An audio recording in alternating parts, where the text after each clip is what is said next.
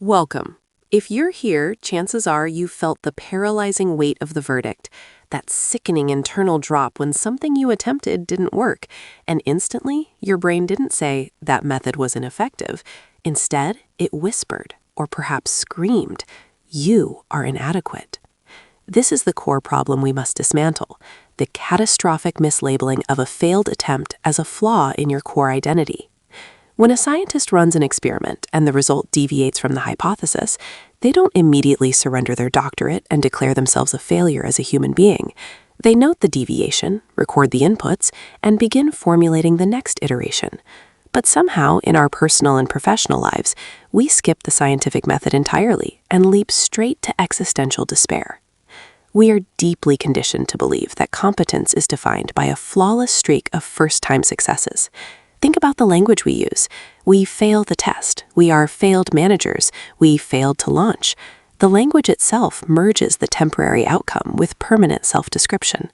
This fusion is the invisible cage that prevents innovation, stifles creativity, and locks you into repetitive cycles of safe, low-reward activities. This initial fear is amplified because the stakes feel immediate and personal.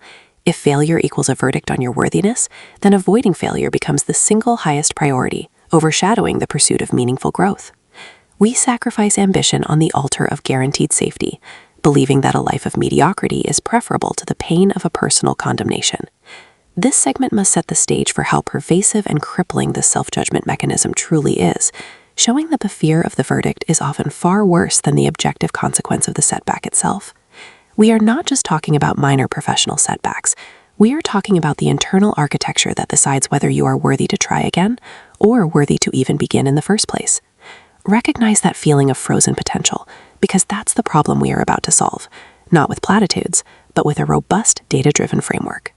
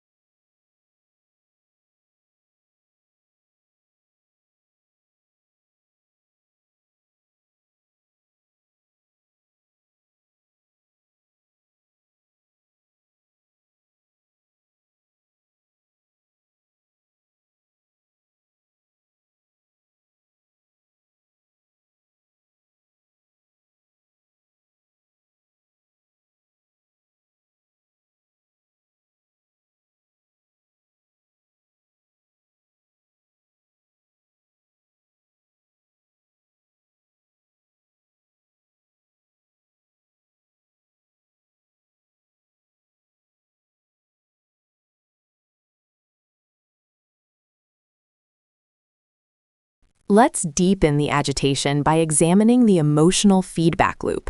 This isn't just a mental game, it's physiological. When you link a setback to your self-worth, the experience triggers a profound stress response. The moment you perceive the failure, your amygdala, the brain's fear center, sends out alarm signals. Cortisol and adrenaline flood your system.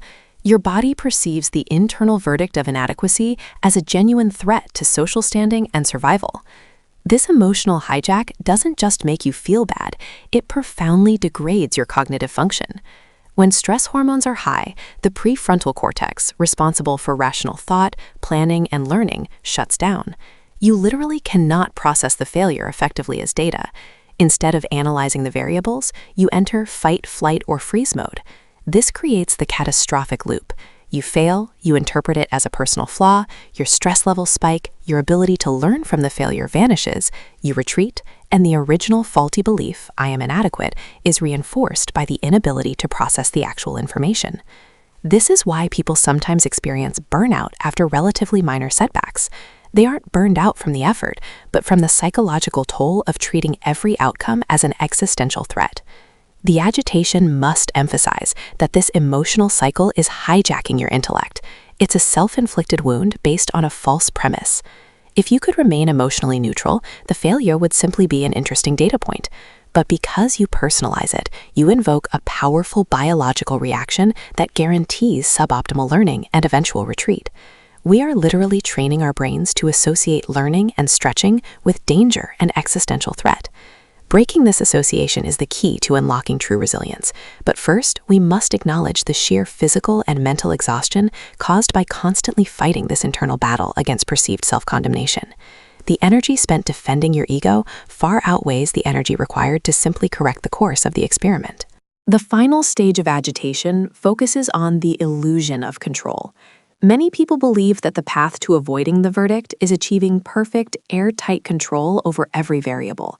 They spend an inordinate amount of time on hyper-detailed planning, creating complex contingency matrices, and seeking guaranteed outcomes. This pursuit of predictive perfection is not preparation, it is a sophisticated form of procrastination rooted in the fear of uncertainty. The reality is that in any endeavor worth pursuing, whether launching a product, starting a new skill, or navigating a relationship, external variables will always exist outside your sphere of influence. The market shifts, unexpected competitors emerge, technologies change overnight, or simply you get sick on the crucial day. Life is intrinsically probabilistic, not deterministic. By striving for 100% control, you are setting an impossible standard that guarantees deep disappointment when the inevitable chaotic variable intervenes. When failure does happen, the person operating under the illusion of control doesn't just see a failed attempt, they see their entire meticulously constructed safety net ripped apart. This leads to a deeper, more profound self-condemnation.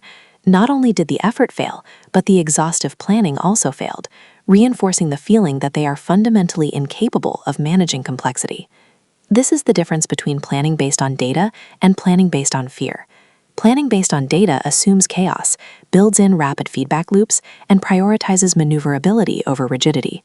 Planning based on fear attempts to eliminate chaos entirely, resulting in brittle plans that collapse upon the first real impact. We must agitate against the comforting lie of deterministic control.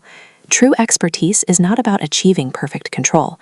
It is about maximizing adaptation speed when control is lost. The illusion prevents adaptation by demanding perfection from the outset. By embracing the fact that uncertainty is the only constant, we pave the way for the solution, treating life not as a master-planned itinerary, but as a sequence of high-velocity, iterative experiments.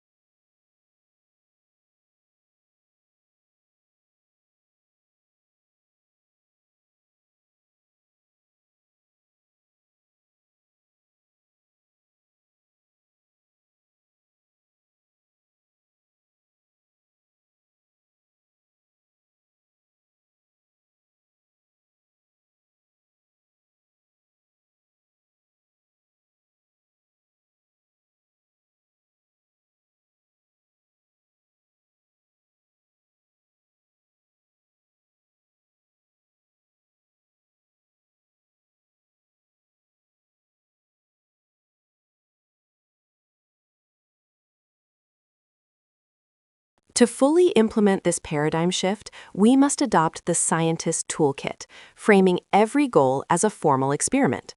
This involves defining precise metrics and clear hypotheses before you begin. A goal like, I want to be successful, is not an experiment, it's a wish. An experiment is, I hypothesize that sending 3 targeted outreach emails per day, utilizing subject line X and focusing on industry Y, will yield a 15% reply rate within 2 weeks. This framework forces clarity and, crucially, establishes success and failure purely in terms of metric deviation, removing emotional ambiguity. You must define success as meeting the metric and failure as receiving data that deviates from the metric. Both outcomes are inherently useful. If you hit 15%, the data confirms the strategy works, success. If you hit 5%, the data confirms the strategy needs adjustment, failure as data. Neither outcome speak to your innate ability to be an outreach specialist. They only speak to the current efficacy of the chosen variables. The metrics must also be independent of your self-worth. If your metric is, did I execute the planned strategy, and you executed it perfectly, regardless of the outcome, you succeeded on the execution metric. The failure lies in the strategy hypothesis, not the effort input. This separation is vital. Furthermore, every experiment requires a clear minimum viable attempt, MVA. This is the smallest unit of effort required to gather statistically relevant data. We often over-engineer the MVA out of fear. The scientist knows that a rough, fast MVA provides 80% of the necessary data at 20% of the cost of a polished, slow endeavor. This reduces the resource cost and therefore the emotional stakes of failure. If you view a complex project as 50 sequential, cheap experiments, failure on experiment 3 is minor. If you view it as one massive, expensive, big test, failure is catastrophic. The toolkit demands rigor, precision, and efficiency, all aimed at replacing judgmental evaluation with neutral, actionable observation. The most challenging aspect of this shift is decoupling identity, which requires techniques for reviewing failure impersonally. When the results are negative, our instinct is to internalize. To counteract this, we employ the third-person review, often called the shadow consultant technique. When reviewing a failed outcome, step outside yourself and imagine you are an objective, high-paid consultant hired to analyze the failure of a client who happens to share your name. How would you analyze their performance? You wouldn't say, the client is lazy. You would say, the client's resource allocation was inefficient in step 4, or the client deployed a high-risk strategy without sufficient market validation. This impersonality is key. We structure the review using the After-Action Review, or AAR, framework, adapted from military and corporate settings. What was supposed to happen? Hypothesis. What actually happened? Data. Why did it happen? Analysis of variables. And what are we going to do differently next time? Iteration plan.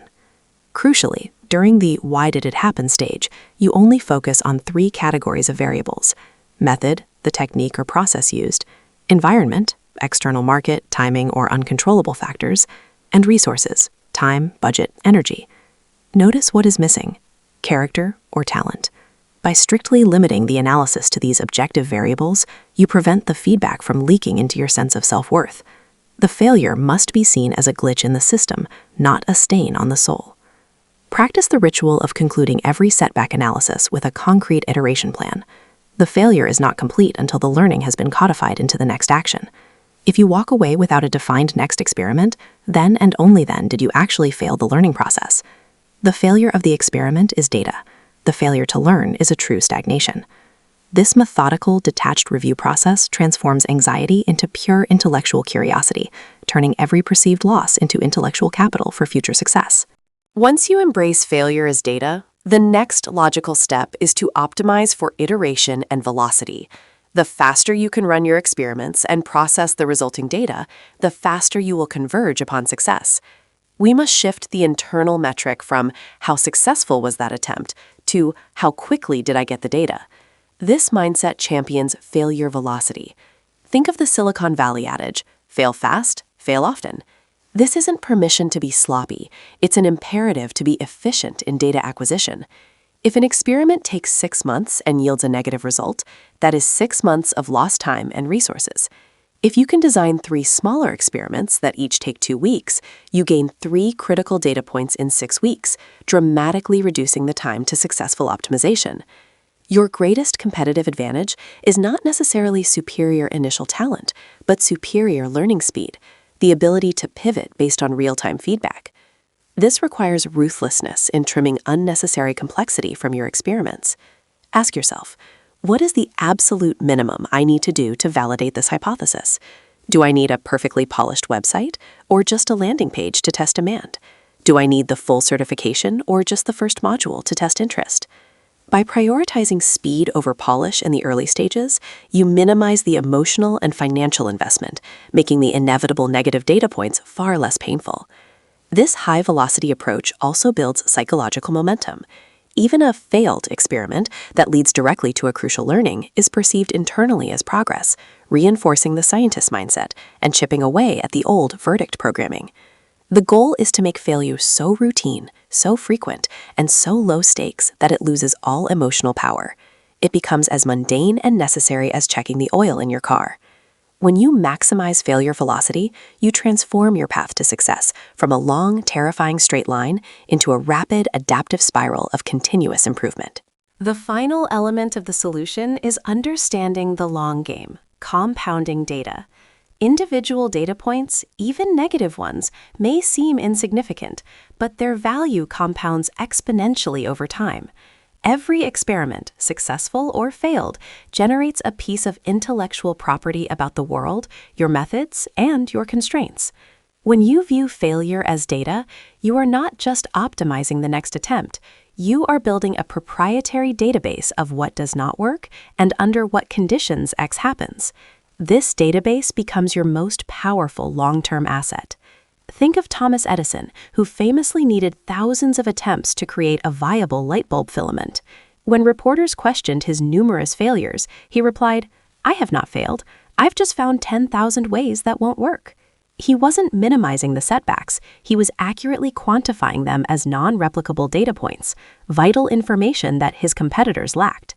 In the competitive landscape of skill acquisition or business, the person who has the largest, most accurate database of experience, acquired through high failure velocity, will inevitably dominate. This compounding effect means that early failures are more valuable than later ones because they inform a greater number of subsequent experiments. If you quit after the first few data points, you liquidate all the intellectual capital you just acquired. But if you persist, integrating lessons from attempts 1 through 10, attempts 11 through 20 are exponentially more likely to succeed. This realization shifts the narrative from immediate gratification to sustained strategic persistence. Your current failure is not an end. It is a critical input variable into a massive multi-year equation designed for your ultimate success. Embrace the messiness of the early data collection. Celebrate the fact that you now know one more path to avoid. Because when enough data compounds, the seemingly small iterative adjustments, the 1% daily improvements, lead to non-linear breakthrough results that look like luck to the outside world, but are purely the result of superior data processing and sustained experimentation. We arrive at the synthesis. The journey from treating failure as a paralyzing verdict to embracing it as neutral data is the ultimate upgrade to your operating system. We have established that the verdict mindset is biologically exhausting, socially conditioned, and utterly detrimental to achieving potential. The solution is not avoiding setbacks, but mastering the 3 core steps of the scientific mindset. First, install the mental firewall. Separate outcome from identity, immediately replacing "I failed" with "the experiment yielded data." Second, formalize the experiment. Define clear, quantifiable metrics independent of self-worth and maximize your failure velocity. Third, commit to the iteration. Use objective third-person review, the AAR, to critique the method and the environment, ensuring every piece of data feeds directly into the next attempt. Your life is not a final exam where one wrong answer defines your future. It is a laboratory, and you are the principal investigator. You are allowed, even required, to make mistakes. Your worthiness is not contingent upon flawless execution. It is inherent and immutable. The only true failure is the deliberate choice to stop gathering data, to cease the experimentation process, and to accept stagnation due to fear. The universe is waiting for you to test your hypothesis. Stop agonizing over the verdict that doesn't exist, and start analyzing the data that holds the key to your optimization. Go out there, fail fast, learn furiously, and upgrade your experiment every single day. The world needs the breakthroughs that only your iterative process can deliver. Don't forget to like and subscribe for more updates on maximizing your human potential and embracing the power of data-driven growth. Share this video if you know someone paralyzed by the fear of their own potential. Thank you for tuning in.